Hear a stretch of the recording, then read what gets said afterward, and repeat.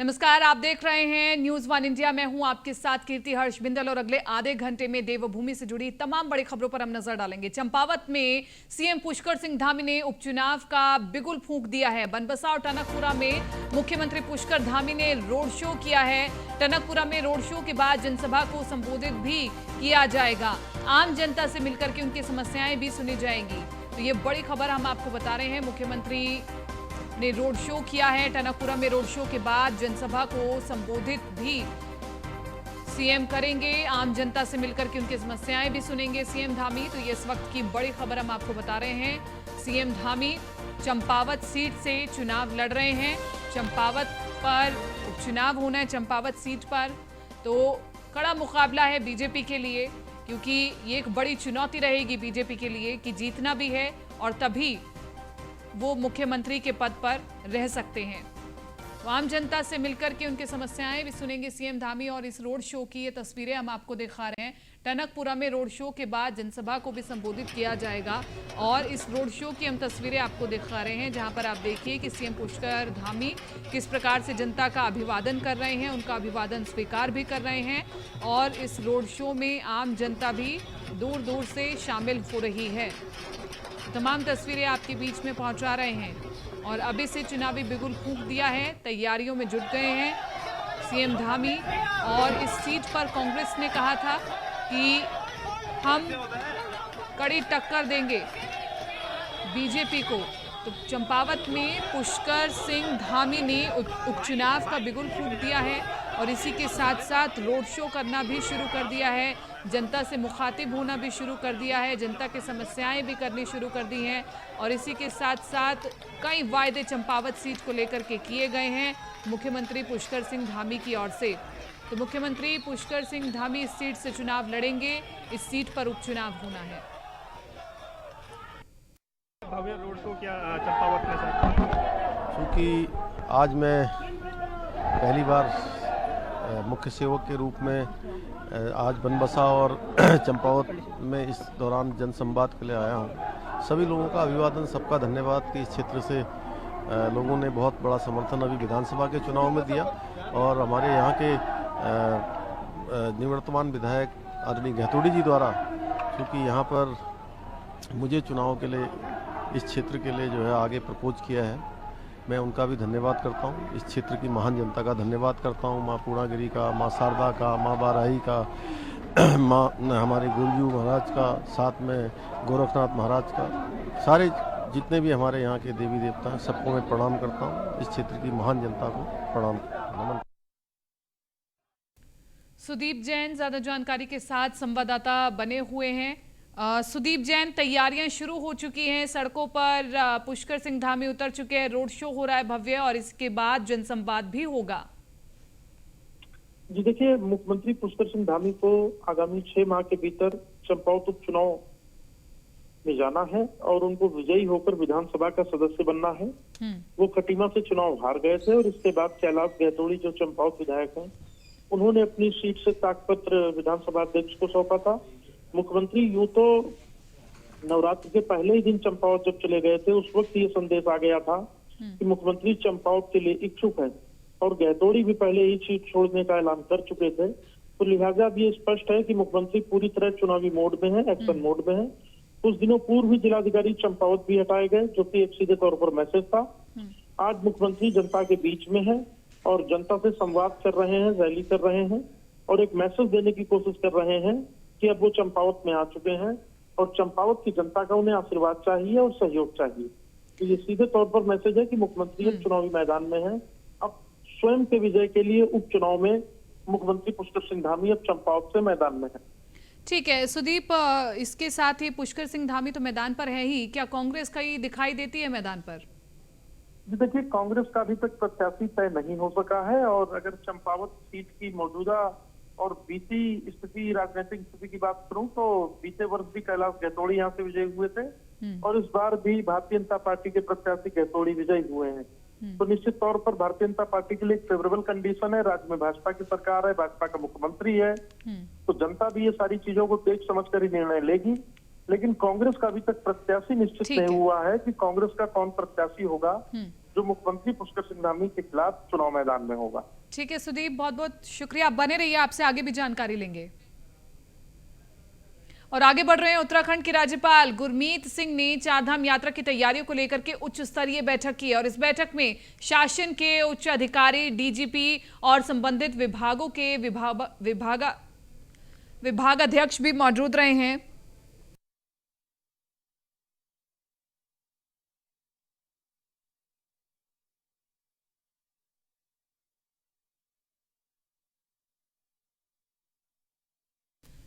श्रद्धालुओं की सुविधा और सुरक्षा का ध्यान रखा जाए। राज्यपाल ने कहा है कि स्थानीय लोग चारधाम यात्रा का अभिन्न अंग हैं, उनकी भागीदारी के बिना ये यात्रा संभव नहीं है। होटल वाले, गाड़ी वाले, दुकान वाले सभी इस यात्रा के महत्वपूर्ण भागीदार हैं। सबकी सुविधाओं का ध्यान रखा जाए। राज्यपाल ने कहा अधिकारी आपदाओं को रोकने के लिए तैयार रहें। और इसी पर ज्यादा जानकारी के साथ सुदीप जैन संवाददाता बने हुए हैं। सुदीप जैन, चारधाम की यात्रा को लेकर के तमाम बड़े अफसर नजर गड़ाए हुए हैं और इसी के साथ साथ बात करें राज्यपाल की तो उन्होंने भी उच्च स्तरीय बैठक की है। जी देखिए, बीते 2 वर्षों से राज्य में कोविड का लॉकडाउन समय समय पर रहा, जिससे चारधाम यात्रा प्रभावित रही। पर इस वर्ष सारी बुकिंग एडवांस हो चुकी है और एक अनुमान है कि बहुत ज्यादा पर्यटक आ रहे हैं, इसीलिए कई सर्विसेज अवेलेबल नहीं है। बहुत क्योस ना हो, स्थिति खराब ना हो, आपाधापी ना मचे और पर्यटक सुरक्षित सुगम यात्रा कर पाए, अपने तीर्थ स्थल, पर्यटन स्थल जा सकें और वापस भी सुरक्षित लौट सकें। इस पर सरकार के साथ साथ महामहिम का भी पूरा फोकस है। आज उन्होंने बैठक लेते हुए स्पष्ट कर दिया है कि मैसेज ये जाए कि हमारा उत्तराखंड है और जो व्यक्ति यहाँ आए उसके प्रति एक सद्भाव, एक सम्मान हो हर व्यक्ति का, चाहे टैक्सी ओनर हो, कोई कांस्टेबल हो, कोई अधिकारी हो, यदि किसी की कोई समस्या है उसमें ये भाव न जाने पाए कहीं से भी कि उसका अनादर हो रहा है, अपमान हो रहा है। और चूंकि उत्तराखंड पर प्रधानमंत्री मोदी जी की भी विशेष निगाह है, बाबा केदार के अनन्य भक्त हैं, इसलिए बहुत महत्वपूर्ण हो जाता है इस बाबत पूरी तैयारी करना। इसलिए गवर्नर की जो आज बैठक हुई है राजभवन में, ये बेहद अहम मानी जा रही है और माना यह जा रहा है कि गवर्नर की इस बैठक के बाद तैयारियां और मुकम्मल होंगी, अफसर और सचेत होंगे। अभी परसों ही यानी एक दिन पूर्व मुख्यमंत्री भी केदारनाथ धाम का दौरा करके लौटे हैं। तैयारियों को दुरुस्त करने के मुख्यमंत्री ने निर्देश भी दिए हैं। ठीक है सुदीप, लेकिन इसके साथ साथ अभी कोविड सैंपलिंग को लेकर के कोई विशेष प्रबंध नहीं कराए गए इस चारधाम यात्रा के दौरान, तो क्या इस पर महामहिम की कोई नजर पड़ी है? देखिए, कल हाई लेवल कमेटी बैठक मुख्यमंत्री की अध्यक्षता में हो चुकी है और धन सिंह रावत जो स्वास्थ्य मंत्री हैं उन्होंने कहा है कि हम ज्यादा सैंपलिंग पर फोकस करेंगे क्योंकि कोविड केसेस दिल्ली में बढ़ रहे हैं। उत्तराखंड में स्थिति कंट्रोल में है, केसेस कम है, रूटीन में केसेस नए नहीं बढ़ रहे हैं, पर बाहर से जो पर्यटक आ रहे हैं वो कोविड इन्फेक्टेड हो सकते हैं। इसके मद्देनजर टेस्टिंग के साथ ही इस बात पर भी फोकस किया जाएगा कि पर्यटक स्वयं ही अपना सैंपल कराने को तैयार रहें और उनको उत्साहित भी प्रोत्साहित भी करेंगे कि वो सैंपल कराएं ताकि सभी सुरक्षित रहें और कोविड वायरस जो है वो फैलने ना पाए। ठीक है सुदीप, बहुत बहुत शुक्रिया तमाम इस जानकारी के लिए। और ये हम सबकी जिम्मेदारी है, जो भी बाबा के दर्शन करने के लिए जाएगा तो वो काफ़ी सावधानी बरते। इसी के साथ साथ आगे हम बढ़ रहे हैं। मसूरी होटल एसोसिएशन ने कैबिनेट मंत्री गणेश जोशी का सम्मान समारोह आयोजित किया और इस मौके पर होटल एंड रेस्टोरेंट एसोसिएशन के प्रदेश अध्यक्ष संदीप साहनी, मसूरी होटल एसोसिएशन अध्यक्ष संजय अग्रवाल और सचिव अजय भार्गव ने गणेश जोशी का शॉल और स्मृति चिन्ह भेंट कर स्वागत किया। और इस मौके पर कैबिनेट मंत्री गणेश जोशी ने कहा है कि चारधाम यात्रा को लेकर के सरकार पूरी तरह से तैयार है। मुख्यमंत्री पुष्कर सिंह धामी खुद चारधाम यात्रा की तैयारियों की समीक्षा कर रहे हैं। गणेश जोशी ने कहा कि कोरोना के बढ़ते मामलों को देखते हुए चारधाम यात्रियों के लिए RT-PCR रिपोर्ट लाना भी अनिवार्य होगा।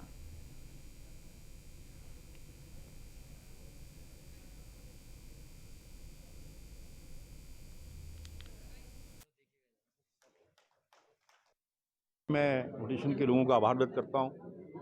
मुझे मसूरी के हर वर्ग का आशीर्वाद स्नेह मिला है, जो मैं लगातार तीसरी बार यहाँ से विजयी हूँ। कई मिथकों को हमने तोड़ा है और जिन अपेक्षाओं के साथ मसूरी की महान जनता ने मुझे जिम्मेदारी दी है उन पर खरा उतरना हमारी जिम्मेदारी है। कुछ मांगे इस अवसर पर कही गई हैं, मेरी कोशिश होगी प्रार्थना के आधार पर उनका निराकरण करेंगे। और मसूरी में टूरिस्ट आए तो कम से कम 3, 4, 5 दिन रहे, अगल बगल के क्षेत्रों को टूरिस्ट डेस्टिनेशन के रूप में विकसित करना मेरी प्राथमिकता होगी। देखिए, हमारी सरकार उसके लिए पूरी तरह तैयार है। माननीय मुख्यमंत्री जी उसकी खुद मॉनिटरिंग कर रहे हैं और जिस प्रकार से कोरोना के मामले बढ़ रहे हैं, तो हमने उसके लिए RT-PCR टेस्ट को अनिवार्य कर दिया, क्योंकि किसी की जान की कीमत से ज़्यादा कुछ नहीं हो सकता। चलिए आगे बढ़ रहे हैं। कांग्रेस प्रदेश अध्यक्ष करण माहरा का गढ़वाल दौरा। आज से 12 दिन के गढ़वाल दौरे पर रहेंगे करण माहरा। उत्तरकाशी, टिहरी, पौड़ी, रुद्रप्रयाग और चमोली जाएंगे करण माहरा। करण विभिन्न विधानसभा क्षेत्रों में कार्यकर्ताओं से भी मुलाकात करेंगे। केदारनाथ और बद्रीनाथ धाम के दर्शन भी करेंगे करण माहरा। तो ये बड़ी अपडेट हम आपको बता रहे हैं। आज से 12 दिन के गढ़वाल दौरे पर रहने वाले हैं करण माहरा। उत्तरकाशी, टिहरी, पौड़ी, रुद्रप्रयाग और चमोली जाएंगे करण माहरा। संदीप नेगी ज्यादा जानकारी के साथ संवाददाता फोन लाइन पर बने हुए हैं। संदीप नेगी, करण माहरा कई जगहों का दौरा करने वाले हैं, क्या कुछ खास है आपके पास? जी बिल्कुल, देखिए चूंकि करण माहरा जो है अब लगातार जो है 12 दिन के जो दौरे पर हैं, पूरी तरह से गढ़वाल मंडल का ये दौरा रहेगा। तमाम इसमें जिले मौजूद हैं। उत्तरकाशी के साथ साथ टिहरी, पौड़ी, चमोली, रुद्रप्रयाग इन जगहों पर वो जाएंगे और सीधे तौर पर कहीं ना कहीं जो 6 तारीख को जो केदारनाथ के कपाट खुलने हैं, इस दौरान वो केदारनाथ भी जाएंगे। तो कह सकते हैं कि कुल मिलाकर अब कांग्रेस को एक अपनी नई कार्यकारिणी तैयार करनी है, चूंकि प्रदेश अध्यक्ष की मान है वो करण माहरा को मिल चुकी है और ऐसे में उन्होंने अपना जो संगठन है उसे बढ़ाना है। तो कुल मिलाकर जिस तरह से करण माहरा ने कहा था कि 3 महीने के अंदर अपनी जो कार्यकारिणी का पूरी तरह से विस्तार करेंगे और उनकी कार्यकारिणी महज सीमित संख्या में होगी, क्योंकि जिस प्रकार से पहले कार्यकारिणी में तकरीबन 300 से 400 तक जो लोग रहते थे उन सबको हटाए जाने के बाद अब ये कार्यकारिणी महज 100 लोगों की होगी। और तो ऐसे में उन जगहों पर कार्यकर्ताओं से वो मुलाकात करेंगे और उनका फीडबैक लेंगे और किस तरह से कौन कार्यकर्ता कांग्रेस को मजबूती यहाँ पर ला सकता है। तो ऐसे में कहीं ना कहीं जिस तरह से कांग्रेस की जो हार हुई है, करारी इस वक्त जो हार हुई है, महज 19 सीटें आई हैं, तो कांग्रेस चाहती है कि आने वाला जो लोकसभा चुनाव है, जो कि 5 लोकसभा सीटें हैं यहाँ पर, उन सब में कांग्रेस मजबूती के साथ यहाँ पर उतर पाए और एक जो मजबूत कार्यकारिणी है, संगठन है, वो कहीं ना कहीं जो करण माहरा है उनके नेतृत्व में बने। तो ये पूरा जो कार्यक्रम रहेगा, पूरा जो शेड्यूल है वो पूरा आ चुका है और 28 तारीख यानी कि वो जो करण माहरा है वो आज से पूरी तरह से अपने जो गढ़वाल दौरे पर यहाँ पर रहने वाले हैं और पूरा ये जो दौरा है 9 तारीख तक ही चलने वाला है। जी, केदारनाथ और बद्रीनाथ का दौरा भी करा जाएगा करण माहरा की ओर से। क्या ये जांचा जाएगा कि सरकार की ओर से भरपूर तैयारियां हैं या नहीं? जी बिल्कुल, देखिए चूंकि सबसे बड़ी बात ये 6 तारीख जो बाबा केदार के जो कपाट खुलने हैं उसको लेकर वहां पर करण माहरा वहां पर पहुंचेंगे और सीधे तौर पर जो कांग्रेस ने प्रेस वार्ता कर ये भी कहा है कि कांग्रेस उन कार्यों को देखेगी जिन कार्यों को बीजेपी कह रही है कि हमने इन 4 धाम यात्रा को और भी सुदृढ़ बना दिया। तो ऐसे में कहीं ना कहीं कांग्रेस उन कार्यों का भी अवलोकन करेगी और उसके बाद सरकार को जिताने का जरूर वहां पर भी काम करेगी, क्योंकि कांग्रेस पहले से ही केदारनाथ को लेकर सवाल उठाती रही है कि जितना भी कार्य केदारनाथ में हुआ है वो महज हरीश रावत की सरकार में हुआ है और कांग्रेस बीजेपी ने उन पर महज शिलान्यास करने और पत्थर लगाने का काम किया। तो ऐसे में कांग्रेस की भी पैनी निगाह जरूर 4 धाम यात्रा पर रहेगी कि 4 धाम यात्रा को लेकर किस प्रकार सरकार को घेरा जाए, क्योंकि कोविड के मामले भी अब लगातार उत्तराखंड में आ रहे हैं। तो ऐसे में कांग्रेस ने ये भी मांग उठाई है सरकार से कि वो हर संभव प्रयास करे और हर यात्री का कोविड टेस्ट करे, ताकि किसी भी प्रकार से उत्तराखंड में कोविड के मामले ना बढ़े और जितने मामले बढ़ रहे हैं उनको वहीं पर निपटा दिया जाए। तो ऐसे में कांग्रेस हर संभव प्रयास कर रही है सरकार को घेरने का। जी ठीक है, बहुत बहुत शुक्रिया तमाम इस जानकारी के लिए संदीप। चलिए रुक कर लेते हैं अगली बड़ी खबर का। केंद्रीय मंत्री पीयूष गोयल का हरिद्वार का दौरा रहने वाला है। आज से 3 दिन के हरिद्वार दौरे पर हैं पीयूष गोयल। हरिद्वार में विभिन्न कार्यक्रमों में शिरकत करेंगे। जिले के आला अधिकारियों के साथ समीक्षा बैठक करेंगे। भारत सरकार के द्वारा किए गए कार्यों की भी समीक्षा करेंगे। हर की पौड़ी पर गंगा आरती में शामिल होंगे पीयूष गोयल। पतंजलि योगपीठ में भी जाएंगे केंद्रीय मंत्री पीयूष गोयल। केंद्रीय मंत्री पीयूष गोयल हरिद्वार जाएंगे। उनका ये दौरा काफी ज्यादा खास रहने वाला है। जिले के अधिकारियों के साथ बैठक करेंगे और इसी के साथ साथ आपको बताते चलें कि गंगा आरती में भी शामिल होंगे पीयूष गोयल। सुमित सैनी ज्यादा जानकारी के साथ संवाददाता बने हुए हैं फोन लाइन पर। सुमित सैनी, केंद्रीय मंत्री पीयूष गोयल हरिद्वार पहुंच रहे हैं, उनके इस दौरे के क्या मायने रहेंगे? क्योंकि वो 3 दिवसीय उनका दौरा है। 3 दिवसीय दौरे में यहाँ पर सबसे पहले सर्वप्रथम आकर गंगा आरती करेंगे। गंगा आरती के बाद में उनकी बीजेपी के जो कार्यकर्ता है उनके साथ बैठक भी और बहुत से जो विकास कार्य हैं उन विकास कार्यों का निरीक्षण भी वो यहाँ पर करेंगे। जनपद में कई जगह उनके प्रोग्राम रखे गए हैं, तो उसी को लेकर पूरा निरीक्षण करेंगे। क्योंकि जब कैबिनेट मंत्री जब हरिद्वार में उत्तराखंड में कहीं भी पहुंचते हैं तो यहाँ पे पूरी तरह से जो पूरी क्योंकि पूरा निरीक्षण किया जाएगा। जो विकास किए जा रहे हैं उन विकास कार्यों को लेकर भी यहाँ पे निरीक्षण के और बीजेपी के कार्यकर्ताओं के साथ एक बैठक भी होगी। जी सुमित, क्या कुछ तैयारियां हैं केंद्रीय मंत्री के दौरे को लेकर के?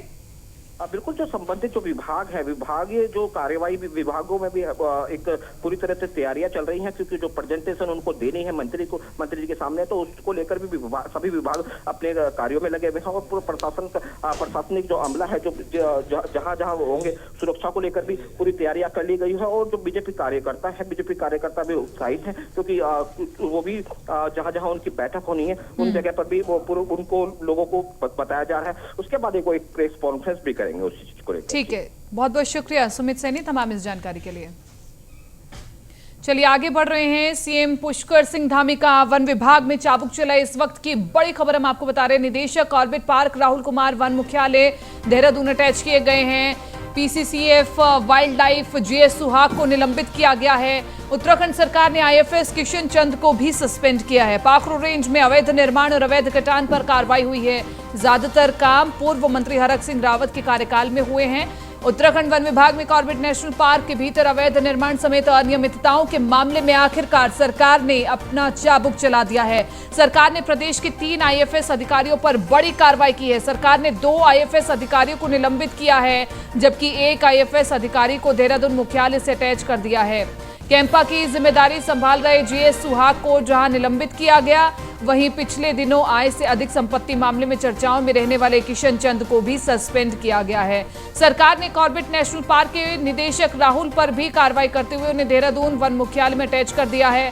आपको बताएं कि बीते दिनों पाखरू रेंज में अवैध निर्माण और कटान मामले में पूर्व सरकार पर कई सवाल खड़े किए गए थे और इस मामले की जांच भी की जा रही थी। खास बात यह है कि अब इस मामले में गलत कार्यों की पुष्टि होने पर कार्रवाई की गई है। तो ये बड़ी खबर हम आपको बता रहे हैं।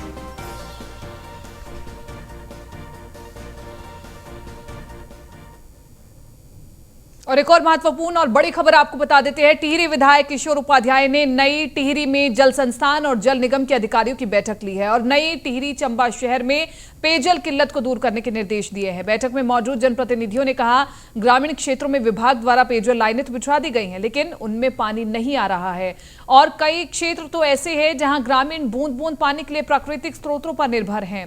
गर्मी शुरू होते ही पेयजल किल्लत के चलते ग्रामीणों का पूरा समय पानी ढोने में ही बीत जाता है और टिहरी विधायक ने कहा, अधिकारी ग्रामीण क्षेत्रों में जाकर ग्रामीणों की समस्या को खुद देखें और उसके समाधान के लिए प्रयास करें।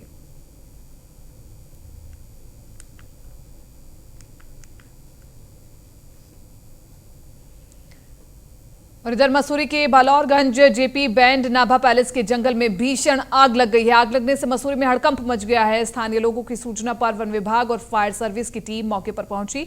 आग पर काबू पाने के लिए फायर सर्विस को कड़ी मशक्कत करनी पड़ी है, तब जाकर के जंगल की आग पर काबू पाया जा सका है। आपको बता दें कि बालौरगंज नाभा पैलेस के पास के जंगल का एक बहुत बड़ा भाग जल करके खाक हो गया है। इसमें बेशकीमती वन संपदाओं को नुकसान हुआ है और तस्वीरें हम आपको दिखा रहे हैं।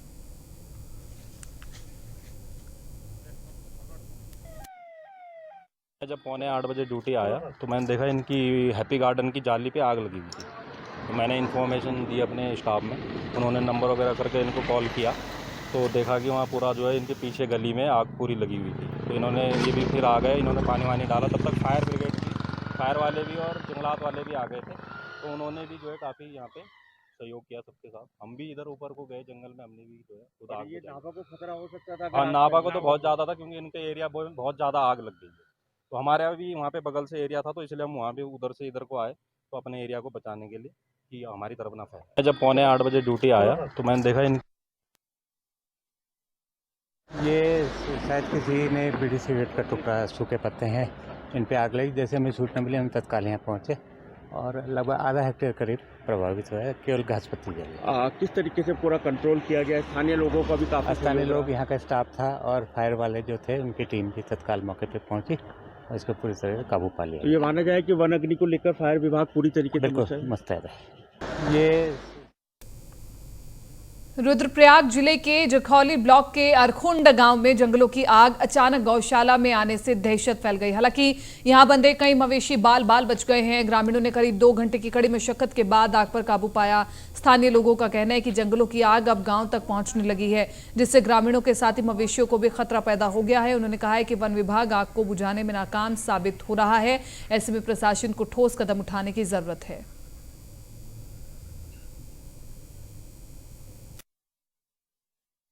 जहां एक ओर पूरा विश्व कार्बन को कम करने की बात कर रहा है और क्लाइमेट चेंज से एकजुट होकर इससे लड़ने की बात कर रहा है, उसी सिलसिले में आजकल हमारे देवभूमि उत्तराखंड में यहाँ के जंगल धू धू कर जल रहे हैं, जो कि बहुत बड़ी चिंता का विषय है, जिस पर बड़ी बड़ी सरकारें मौन बैठी हुई हैं और जंगल जल रहे हैं। जंगलों की आग ने हमारे उत्तराखंड की हवा को 50% ब्लैक कार्बन से दूषित कर दिया है, जिसका प्रभाव हमारे यहाँ के बच्चों और बुजुर्गों पे पड़ रहा है। हवा दूषित होने के कारण, इसमें ब्लैक कार्बन आने के कारण सांस लेने की दिक्कत हो रही है। 3 मई से शुरू हो रही चारधाम यात्रा को लेकर पुलिस प्रशासन मुस्तैद हो गई है। पुलिस ने अपने जवानों को केदारनाथ धाम समेत पैदल यात्रा मार्ग और विभिन्न पड़ाव पर तैनात कर दिया है।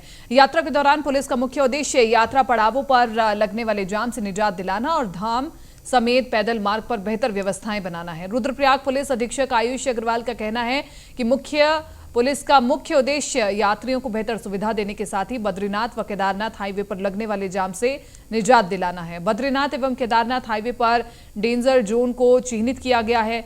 साथ ही जाम की स्थिति में वैकल्पिक मार्गों से भी आवाजाही कराई जाएगी। हाईवे के चौड़े स्थानों पर भी वाहनों को पार्क किया जाएगा। धाम समेत पैदल मार्ग पर लगातार फोर्स को भेजा जा रहा है और पीआरडी और होमगार्ड के जवान भी पुलिस की मदद करेंगे।